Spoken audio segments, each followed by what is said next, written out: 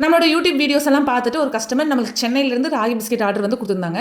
ஒரு 1/4 கிலோ கேட்டிருந்தாங்க 9 மந்த் பேபிக்காக. நம்ம பிஸ்னஸ் ஸ்டார்ட் பண்ணி இப்போ ஒரு 3 வீக்ஸ் பக்கமாக ஆச்சு. இந்த 3 வீக்ஸில் இதுதான் என்னோட ஃபஸ்ட்டு கொரியர். அதுவும் சென்னையிலேருந்து வந்து எனக்கு ஆர்டர் பண்ணியிருந்தாங்க. எனக்கு ரொம்பவே ஹாப்பியாக இருந்தது. ஏன்னா என்னோட ஃபஸ்ட்டு கொரியர் அப்படிங்கும்போது கொஞ்சம் நர்வஸாகவும் இருந்தது. ஏன்னா இப்போ வரைக்கும் நான் பிஸ்னஸும் எதுவும் பண்ணது கிடையாது. இந்த மாதிரி கொரியருமே நான் வந்து நார்மலாக பண்ணது கிடையாது. ஒரு வீட்டு தேவைகள் கூட நான் கொரியர் எல்லாம் பெருசாக பண்ணது கிடையாது. இதுதான் ஃபஸ்ட்டு கொரியர் எக்ஸ்பீரியன்ஸ் எனக்குமே. கொரியர் வந்து நல்லா சேஃபாக போகணும்னு சொல்லிட்டு பிஸ்கெட்ஸ் எல்லாம் நல்லா நீட்டாக வந்து பேக் பண்ணி பபிள் ரேப் பண்ணி கொரியர் பேக்லேயும் நான் போட்டு சரி கொரியர் பண்ணிடலாம்னு சொல்லிட்டு எடுத்துகிட்டு போயிட்டேன்.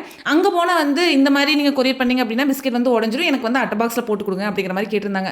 மறுபடியும் அங்கே போய் அட்டை பாக்ஸ் எல்லாம் வாங்கி மறுபடியும் அட்டை பாக்ஸ்க்குள்ள வந்து இந்த கொரியர் எல்லாம் வச்சு பேக் பண்ணி நான் வந்து அட்ரஸ் எல்லாம் ஃபில் பண்ணி கொடுத்துருந்தேன். இந்த ராகி குக்கீஸ் ஆர்டர் பண்ண கஸ்டமருமே ரொம்ப ஸ்வீட்டாக வந்து எங்கிட்ட பேசினாங்க. பேசி ஒரு 5 மினிட்ஸ்லேயே வந்து பேமெண்ட் எல்லாமே எனக்கு சென்ட் பண்ணிட்டாங்க. சென்ட் பண்ணிட்டு என்னோட பிஸ்னஸ்க்குமே அவங்களோட கங்க்ராட்ஸ் வந்து சொல்லியிருந்தாங்க. எனக்கு ரொம்ப ஹாப்பியாக இருந்தது. இன்னைக்கு கொரியர் பண்ணோம் அப்படின்னா நாளைக்கு கஸ்டமர் கைக்கு வந்து குக்கீஸ் போயிடும். கஸ்டமர் வந்து சாட்டர்டே தான் கேட்டாங்க. எனக்கு தேர்ஸ்டேலேருந்து ஒர்க் இருக்கிறதுனால இன்னைக்கு கொரியர் பண்ணி கஸ்டமருக்கு இன்ஃபார்ம் பண்ணி